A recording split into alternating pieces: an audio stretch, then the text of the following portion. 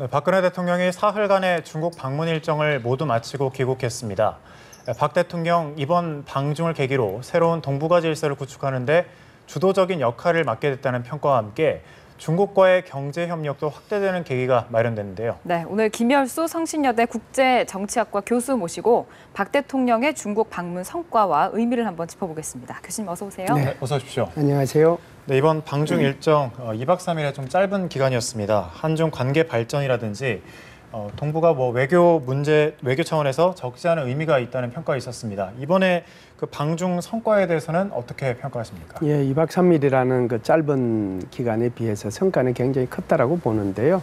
세 가지로 나누어서 말씀드리는 것이 이해하시는 데 도움이 될 것 같습니다. 첫 번째는 한중 정상회담이죠. 여기에서 이제 큰 성과가 있었다라고 보는데 북핵 문제하고 그다음에 한반도에서 어떤 긴장 조성도 해서는 안 된다라고 하는 중요한 합의를 이끌어냈다라고 보고요. 네. 그다음에 이제 또 한중 FTA를 포함해가지고 우리의 기업들이 중국의 내수 시장에 참여할 수 있는 그 기회를 가졌다라고 하는 거요. 그다음에 이제 통일 문제까지도 같이 이제 언급을 하고 심도 깊은 논의를 했다는 차원에서 굉장히 중요한 성과를 이루했다고 봅니다. 두 번째는 이제 성루 외교라고 볼 수 있는데요. 성우에서 대통령께서는 사실상 원래 그 자리가 과거에 김일성이 1954년과 1959년도에 두 차례 섰던 그 자리에 김일성의 자식의 자식은 그 자리에 없고 오히려 그를 대표해서 온 사람은 제일 끝자리에 가서 앉고 옛날에 김일성이가 섰던 그 자리에 우리 대통령께서 앉으셨다라고 하는 게 이게 이제 성루 외교인데요. 그럼에도 대통령께서 보여주신 것을 굉장히 우리가 유심히 봐야 되는데요. 두 가지 큰 의미가 있습니다. 하나는 그 열병식 하는 동안에 계속 서서 박수를 치지 않으셨다라고 하는 거고요. 이것은 이제 미국과 일본을 배려했다라고 봐야 됩니다. 그래서 앉으셔서 그 열병식을 봤다라고 하는 거고요. 두 번째는 선글라스를 쓰셨는데요. 선글라스 쓰신 것도 그냥 단순히 햇빛을 가리기 위해서 쓰셨다라고만 보기보다는 오히려 일본과 미국을 배려한 측면도 있다. 이렇게 해석하시는 것이 저는 더 맞다라고 보고요. 세 번째 이제 성과로는 대통령께서 이제 어제 상해 임시정부 청사의 재개관식에 다녀오시지 않았습니까? 그곳에 가셔서 사실상 대한민국 정부 또는 한반도에서 유일한 정통성을 가진 정부가 바로 임시정부의 법통을 이어받고 있다라고 하는 것을 다시 한번 전 세계에 이제 알려준 거고요. 또 하나는 그렇게 광복을 위해서 노력하신 분이 그 과거에 있었듯이 지금의 박근혜 정부도 진정한 통일을 통해서 그리고 진정한 광복을 누리겠다. 그것을 이제 거기 가서 다짐했다는 차원에서 보면 세 가지 차원에서 굉장히 큰 의미 있는 성과였다. 이렇게 저는 봅니다. 전반적인 의미를 쭉 짚어주셨는데 한 가지 주목하고 싶은 점은 한중일 정상회의를 이번에 이끌어냈다는 점인데 이 부분에 대한 의의는 어떻게 평가하십니까? 그 사실상은 이제 아시다시피 일본의 아베 정부가 들어서서 역사 왜곡을 하기 시작해서 중국과 일본과의 사이도 안 좋고 한국과 일본 사이의 관계도 굉장히 안 좋았죠. 그래서 사실상 아베 정부 등장 이후 그리고 박근혜 정부 등장 이후 사실상 지금까지 정상회담이 한 번도 없었거든요. 그럼에도 불구하고 이 아베 정부는 중국과는 시진핑 주석과 두 번에 걸쳐서 정상회담을 했습니다. 작년 11월 달에 베이징에서 열린 에이펙 정상회담을 통해서 그때 일본하고 중국과의 정상회담이 있었고요. 올 4월 달에 인도네시아에서 있었던 소위 말하는 비동맹 회의 창설 60주년 기념식에서 다시 시진핑 주석하고 아베 총리하고 회담을 했거든요.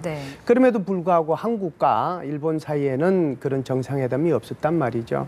한미일 정상회담이 왜 나오느냐 하면 이것이 지금 한미일 삼국 정상회담의 주도국은 한국입니다. 한국인데 이게 지금 한 3년 넘게 전혀 이 한중일 정상회담도 안 이루어졌거든요. 그래서 한중일 정상회담을 하자고 얘기를 했고 시진핑 주석으로부터 동의를 받았고요.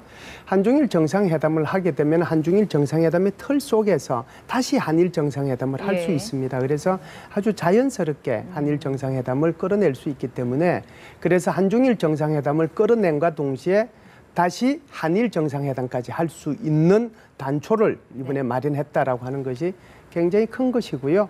지금 막 보도에 나간 것처럼 아베 총리도 꼭 반드시 한일 정상회담을 하고 싶다라고 그랬기 때문에 제가 볼 때는 10월 말 11월 초에 한중일 정상회담과 한일 정상회담이 우리 한국 내에서 그것이 서울이 될지 제주도가 될지는 모르겠지만 열릴 것으로 저는 봅니다. 네, 그렇군요. 박 대통령이 중국 인민일보와의 그 인터뷰에서 역사를 인정하지 않는 건 손바닥으로 하늘을 가리는 거나 다름없다 이런 말을 했습니다. 어떤 의미가 내포되어 있던가요? 그거는 이제 이렇게 이제 설명하는 것이 오히려 도움이 될 텐데요. 전성절 기념책이라고 하는 것이 그전에는 중국에서 없었습니다. 없었는데 왜 전성절 기념식을 이 시진핑 주석이 했느냐 하면 아베 총리가 들어서서 계속해서 역사 왜곡을 하고 영토 문제로 이제 중국하고 갈등이 일어나고 심지어 아베 총리가 야스쿠니 신사까지 참배하는 모습을 보면서 이건 역사에 대해서 올바른 인식이 있어야 되겠다라고 하는 것을 시진핑 주석이 아주 뼈저리게 느꼈습니다. 그렇기 때문에 사실상 그 베이징에 있는 항일 전쟁 기념관도 새롭게 단장해서 이번에 재개관했고요. 731 부대 거기에 대한 것도 새롭게 하는 거고요. 그리고 항일 전쟁과 관련된 모든 사료들을 일일이 하나씩 다 해서 한 개 한 개 매일같이 공개해 왔잖아요. 그렇게 해온 거고요. 그 연장선상에서 사실상 전성기념일이 작년에 69주년이고 이번에 70주년인데 이번에 처음으로 열병식을 하는 거예요. 이 모든 단초를 제공해 준 것이 중국의 시진핑 주석이 하겠다고 한 것이 아니라 일본 아베 총리가 여태껏 보여왔던 역사 인식에 대한 반작용 때문에 한 거거든요. 그것이 이제 여전히 우리 한국한테도 사실상 이번에 아베 총리가 8월 14일 날 담화를 발표했지만 그 담화를 보고 우리 한국 사람들 정말 몇 % 정도가 우리의 마음에 드는 담화라고 생각하겠습니까? 여전히 아직도 일본의 아베 총리는 역사 인식에 대해서 문제가 있어요. 그럼에도 불구하고 우리 대통령께서는 8.15 경추사를 통해서 한국과 일본이 미래를 향해서 나아가자 이렇게 말씀을 하셨고 그게 이제 연장선상에서 결국 한일 정상회담으로 가게 되는데요. 그럼에도 불구하고 한마디 하신 거죠. 뼈 있는 말을. 그러니까 아무리 손바닥으로 해를 가려도 해는 가려지지 않는다. 역사에 대해서 좀 더 겸허하게 아베 총리가 봤으면 좋겠다. 그 말씀을 하신 겁니다. 아베 총리를 겨냥한 이제 역사 문제를 지적한 발언이었는데 글쎄요.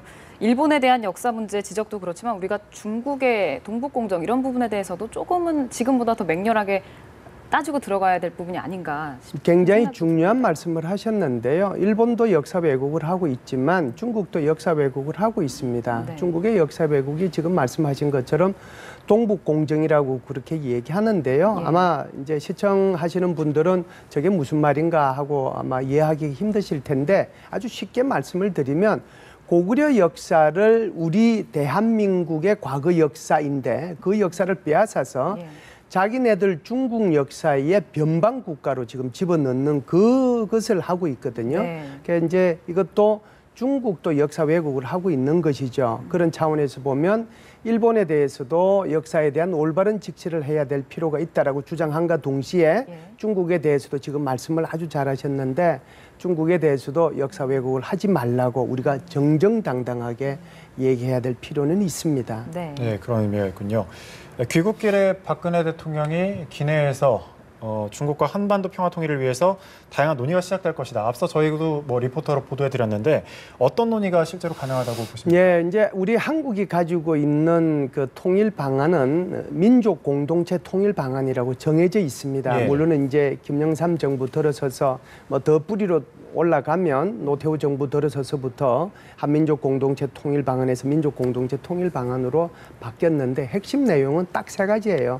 어떤 프로세스를 거쳐서 평화 통일을 하고 싶으냐 하면 남북 간의 화해 협력 단계를 거쳐서 2번째가 연합 단계를 거쳐서 3번째가 법적, 정치적, 민족적 통일을 이룩하겠다라고 하는 이 3단계 통일 방안이거든요. 그런데 이 3단계 통일 방안을 한 번도 예를 들어서 이제 미국과는 이런 얘기를 했어요. 이명박 정부가 들어섰을 때 이명박 정부하고 미국 대통령하고 정상회담을 할 때 어떤 공동성명을 냈냐면 한반도의 평화 통일은 자유민주주의와 시장 가치를 중심으로 하는 통일이 돼야 된다. 이면 이제 다시 다른 말로 표현하면 한국 주도의 통일이 돼야 된다. 이미 한국하고 미국하고는 합의가 돼 있어요.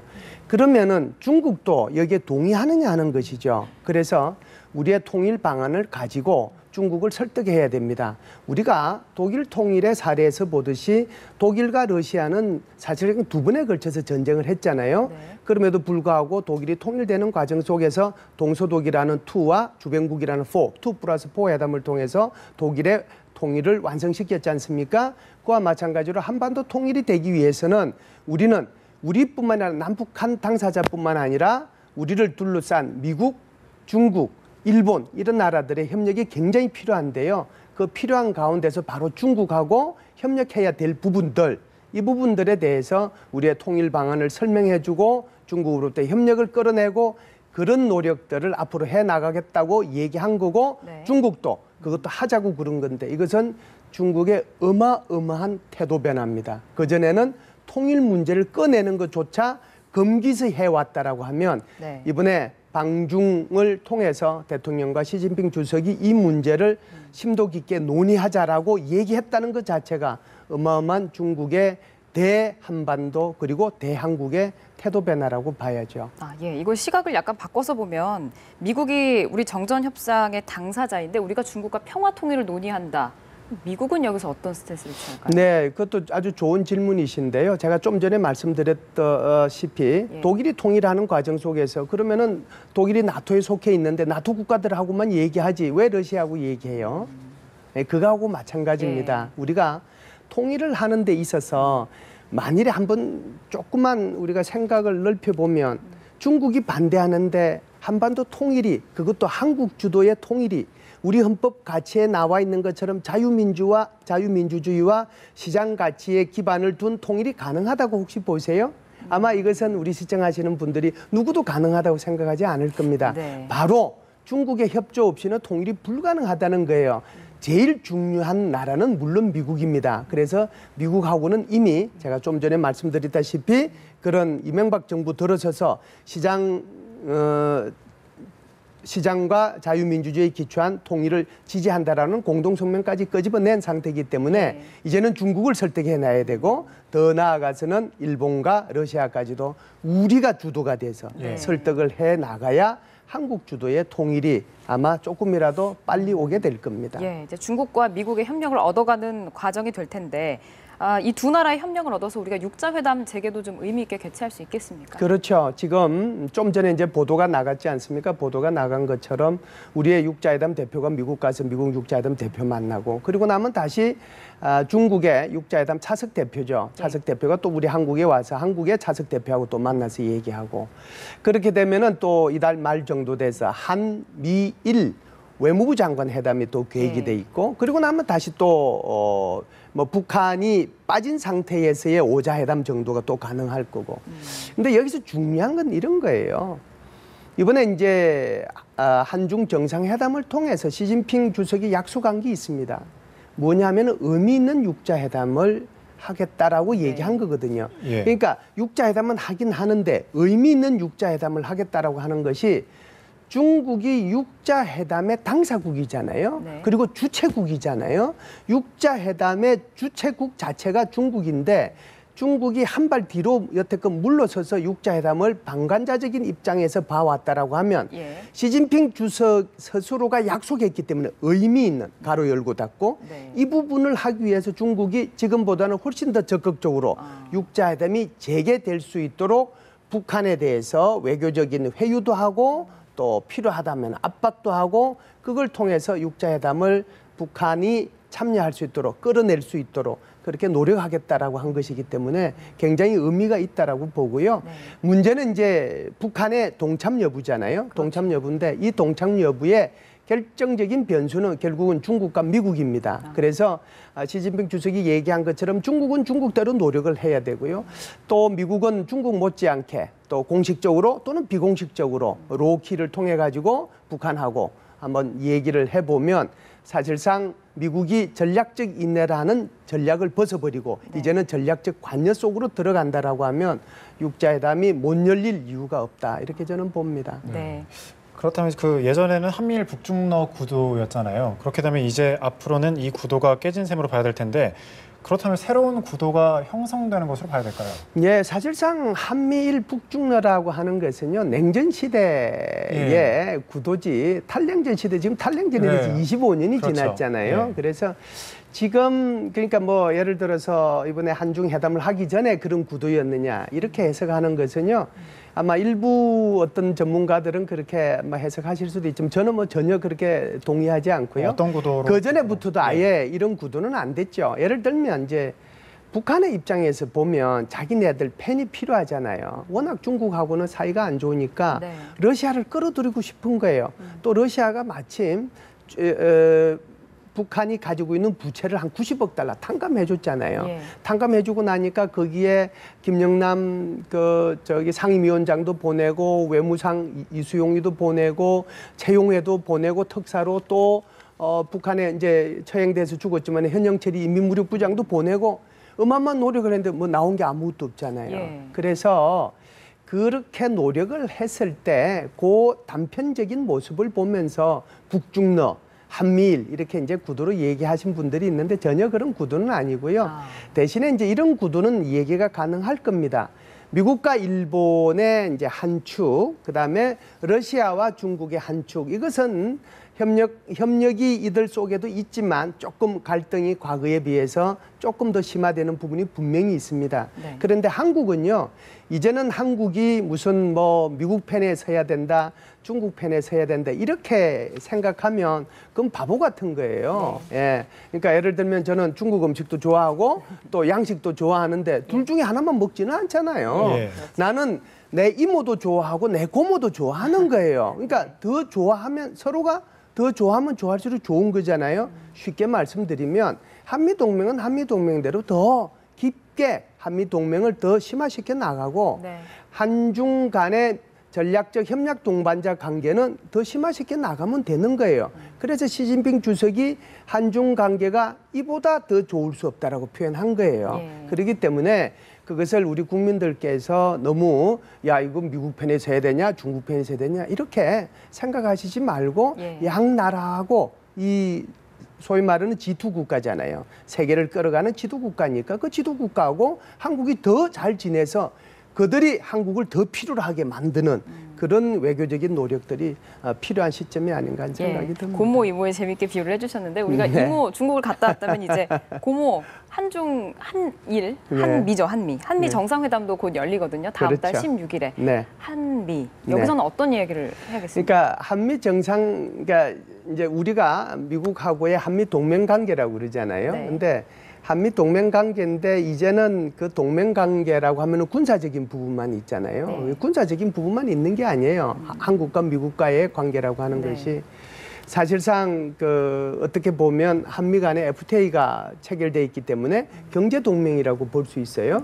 세 번째는 자유민주주의와 시장 경제라고 하는 가치 동맹이 있는 겁니다. 그러니까 군사 동맹, 그다음에 경제 동맹, 그리고 가치 동맹 이걸 묶어서 아주 쉽게 얘기하면 포괄적인 동맹이라고 볼 수 있어요. 또는 전략적인 동맹이라고 볼 수 있고 그래서 한국과 미국 사이에는 단순히 두 나라가만의 이익을 추구하는 그런 동맹을 벗어나서 지역의 이익을 위해서 또는 전 세계의 이익을 위해서 이렇게 함께 노력하는 그런 동맹 관계로 발전해 나갈 텐데요.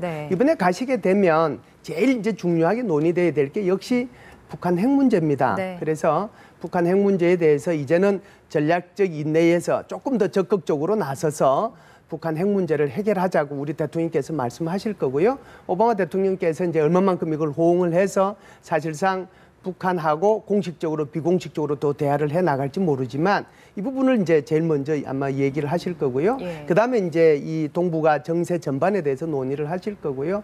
그리고 지금은 이제 오바마 대통령이 가장 관심을 갖고 있는 것이 기후 변화 문제, 또 세계적인 테러 문제 이런 것들이 있기 때문에 그런 세계적인 문제까지도 그러니까 미국과의 문제는 아주 한미 간에 좁힌 그런 관계 속에서만 얘기하는 것이 아니라 지역 단위로 세계적 차원에서의 공통의 이해와 관련되는 부분을 논의하실 것으로 봅니다. 앞서 이제 언급은 해주셨는데 한국이 중국과 미국 사이에서 뭐 균형과 밀착 이런 표현이 어울릴지 모르겠는데 앞으로는 어떤 스탠스를 취해야 된다고 보십니까? 외교적으로. 한국과 중국 사이에요. 그러니까 한국과 중국 사이에 이제 오히려 그 관계를 더 이제 진척시켜 나가야 되겠죠. 이제 한미 관계는 한미 관계대로 더 심화시켜 나가야 되고요. 한중 관계는 한중 관계대로 더 심화시켜 나가야 됩니다. 예를 들어서 우리가 이렇게 얘기하잖아요. 안보 문제는 미국하고 경제 문제는 그 중국하고 사실상 이건 바보 같은 얘기예요. 예를 들면 이제 중국 입장에서 한번 생각을 해보세요. 안보 문제만 생기면은 쪼르륵 미국한테 달려가는 그 한국의 수출입의 4분의 1을 중국하고 하고 있고 1년에 500억 불에서 600억 불의 중국과의 무역을 통해서 흑자를 내고 있는 나라가 안보 문제나 다른 문제는 전혀 자기네들하고 상의 안 하고 미국한테만 간다면 그 중국이 한국을 어떻게 바라보겠습니까? 그리고 그것이 우리의 통일에 도움이 되겠어요? 우리가 중국이 필요한 이유는 세 가지 차원에서 얘기할 수 있습니다. 하나는 한반도 평화고요. 두 번째는 한국의 번영이고요. 세 번째는 한반도 통일이에요. 그래서 한반도의 평화를 위해서도 중국은 중요한 국가입니다. 네. 한국의 번영을 위해서 좀 전에 제가 말씀드렸다시피 무역 규모 이런 거, 우리 흑자 이런 것들을 통해서도 중요하고요. 우리가 모두의 말씀을 나눴던 것처럼 한반도 평화를 위해서도 중국과의 관계는 대단히 중요한 거거든요.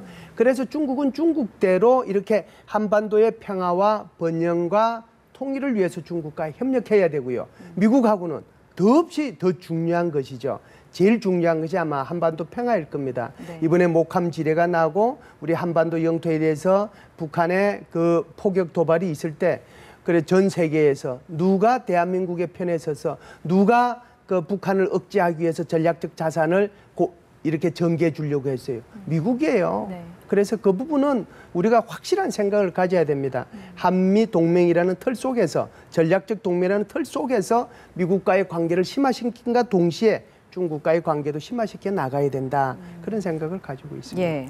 이 한국과 중국, 미국, 삼국 사이의 이야기를 들으면 들을수록 간단치가 않다는 생각이 들거든요. 근데 우리가 이번에 중국에 가서 극진한 대접을 받은 게 네. 미국한테 가서 사드 이야기 좀 잘해봐라. 이렇다는 해석도 있거든요. 교수님은 어떻게 보세요? 제가 볼 때는 좀 많이 나갔고요. 네. 왜 많이 나갔냐면요. 대통령께서 지금 미국 가시는 날짜가 10월 16일 정상회담을 하도록 돼 있잖아요. 네. 그 앞에 중요한 사건이 하나 일어날 수 있어요. 그 중요한 사건이요. 10월 10일 날 북한이 노동당 창건 70주년이거든요. 네. 그러니까 노동당 창건 70주년을 위해서 축포를 쏠 건가 말 건가 이걸 지금 북한이 고민해야 될 때입니다. 네. 그래서 우리가 알다시피 지금 동창리에서는 67m짜리 발사대가 이제 다 됐고 여기 이제 갖다만 붙이면 날아가도록 돼 있잖아요. 이걸 할 거냐 안 할 거냐에 따라서 모든 것이 흐트러지거나 정립이 돼요. 제가 아주 극단적인 사례를 들어서 한번 말씀을 드려볼게요. 북한이 이번에 10월 10일 이전에 대통령께서 미국을 가기 전에 만일 미사일 발사를 했다. 그러면 어떻게 되죠? 8.25 남북 합의한 것이 모든 것이 무산으로 돌아가요. 그렇죠? 육자회담 되겠어요? 안 됩니다. 그리고 나서 다시 유엔 안전보장이사에서는 자동적으로 안전보장이사에 훨씬 더 강한 제재 결의안을 내도록 돼 있어요. 네. 현재 북한에 대해서는 안전보장이사에 결의안 1695, 1718, 1874, 2087, 2094 다섯 개의 안전보장 결의안이 이미 통과돼서 지금 북한에 대해서 제재를 하고 있는 상황이거든요. 네. 이거보다 훨씬 더 강한 제재가 나오게 될 겁니다. 이렇게 되면 사드 문제는 우리가 필요한 거예요. 한국의 문제가 됩니다. 네. 북한이 장거리 미사일을 쏜 상황 속에서 미국의 문제가 아니에요. 네. 그렇기 때문에 이 문제는 오히려 우리가 필요하다라고 얘기할 거예요. 이제 아주 극단적인 다른 방향으로 얘기를 해보면 이번에 10월 10일이 있음에도 불구하고 북한이 미사일 발사를 안 한다. 그리고 핵실험도 안 한다. 네. 그러면은 8.25 회담이 가요. 그리고 나면은 우리 대통령께서 미국에 가서도 사드 문제를 얘기할 필요도 없고 미국 대통령도 사드 문제를 꺼낼 이유가 없습니다. 결정적인 변수는 바로 북한이 장거리 미사일을 발사하느냐 안 하느냐에 따라서 모든 이 지형들이 다 흐트러지거나 정립되거나 이렇게 돼 있어요. 그래서 그 키를 누가 갖고 있느냐 바로 북한이 갖고 있는데요. 중요한 건 이런 거예요. 이번에 우리 한중 정상회담을 통해서 나온 결정적인 그 공동 보도문의 내용이 한반도에서 긴장을 조성시키는 어떤 행위도 안 된다라고 그런 거잖아요. 예. 이 말은요. 북한에 대해서 경고 메시지를 보내준 거예요. 너 장거리 미사일 발사하지 말라는 뜻을 그 속에 포함시킨 거거든요. 문제는 이러한 중국이 또 이러한 미국이 나중에 미사일이 다 발사되고 난 뒤에 그 뒤에 안보리 결의안을 다시 하고 제재를 더하고 뭐 비난을 하고 그런데 초점이 갈 것이 아니라 지금 현재 이 시간에 북한이 못하도록 계속해서 외교적인 압박을 하게 되고 압박을 하고 네. 또 만일에 발사를 하게 되면 어떤 제재들이 갈 것이라는 것을 공개적으로 얘기함으로써 네. 북한이 못하도록 하는데 훨씬 더 초점이 가 있어야 된다라고 봅니다. 네. 네, 외교적 압박에 따라서 다르다는 말씀하셨는데 이번에 사실 뭐 중국과 유례없는 친밀을 발휘했습니다. 전승절에도 참가를 했고 또 한중 한반도 통일 논의를 했습니다. 미국과 일본이 이를 어떻게 지켜봤을까 그 속내가 좀 궁금합니다. 예, 미국이 혹시 불편했다라고 생각을 하실지 모르겠는데요. 미국은 불편하지 않았고요. 또 공식적으로 국무부 부대변인 성명을 통해서 또 국무부 장관이 직접 한국의 주권적 결정에 대해서 존중한다라고 얘기했고요. 다 이해한다라고 얘기했고요. 제가 모두에 말씀드렸다시피 우리의 대통령께서도 충분히 미국을 고려를 했습니다. 예. 사실은요. 10월 16일 날 정상회담을 하는 것을 8월 한 15일 그때 이미 발표를 했거든요. 사실상 정상회담 하는 걸 2달 전에 발표하는 사례는 없어요. 언제 그런 사례가 있나요? 네. 그렇잖아요. 이것은 한국의 대통령께서 한중 정상회담을 하기 위해서 전성절 참석하기 전에 이미 미국과의 정상회담을 한다는 것을 먼저 발표하고 고려를 며칠 했다. 있다가 그리고 전성절 참석한다라고 얘기를 했거든요. 그러니까 미국을 이미 배려를 해준 것이죠. 그러니까 그 부분을 이제 미국은 충분히 이해를 이제 한다라고 보고요. 두 번째는 6.25 전쟁 때 참전한 그 성전한 것을 기념하기 위해서 가는 것이 아니라 항일 전쟁 승리 기념이잖아요. 대한민국이 1919년도부터 1945년까지 임시정부가 중국에 있었고 광복군이 중국에 있었고 이들을 누가 지원해 줬습니까? 중국에서 다 지원을 해준 거예요. 그래서 김구 선생이 피난 갈 수 있도록 또 다 도와줬고 그 연장선상에서 사실상 어제 상해 임시정부 재개관식도 있은 거잖아요. 네. 항일이라고 하는 것은 중국만 항일이 한 것이 아니고요. 한국도 대한민국의 독립을 위해서 항일을 한 거예요. 거기에 참석하신 거기 때문에 미국이 반대할 이유는 없다. 그렇게 보고요. 네. 일본은 저는 굉장히 좀 복잡 미묘할 거라고 예. 봐요. 왜 그러냐면 일본의 국민들은 조금 불편할 수도 있었을 거예요. 예. 우리 대통령께서 거기에 서신 모습을 보고. 근데 일본의 아베 총리는 어떤 생각을 가졌을까? 그 생각이 저는 드는데요. 네. 저는 속으로는 박수를 쳤을 거라고 생각을 합니다. 왜 그러냐면 네. 그 전성절 행사를 하는 모습을 보고 지금 일본의 아베 총리가 좀 코너에 몰려 있는 거는 아마 보도를 통해서 많이 아실 예. 텐데요. 그 이유가 바로 안보법제 관련 11개 법안을 7월 달에 중의원에서 통과시켰고 이번에 9월 달에 참의원에서 통과시키기 위해서 노력을 하고 있거든요. 네. 그래서 지난주 일요일 날 지난주 12만 명, 13만 명의 일본인들이 일본 국회를 둘러싸고 시위 벌이는 모습들이 우리 언론을 통해서 네. 나가지 않았어요. 그런데 그 전성절 모습을 보면서 일본은 어떤 생각을 하게 될까요? 안보법제가 그러니까 일본의 아베 총리 입장에서 보면 안보법제가 훨씬 더 잘 통과될 수 있는 여건이 마련된 거잖아요. 그런 차원에서 보면 아베 총리는 그 전성절을 보면서 속으로 아마 박수를 쳤을 수도 있다. 그래서 우리는 좀 복잡한 생각을 가지고 일본을 한번 볼 필요는 있다라고 봅니다. 네, 알겠습니다. 오늘 김열수 성신여대 국제정치학 교수 모시고 여러 가지 이야기들 나눠봤습니다. 고맙습니다. 감사합니다.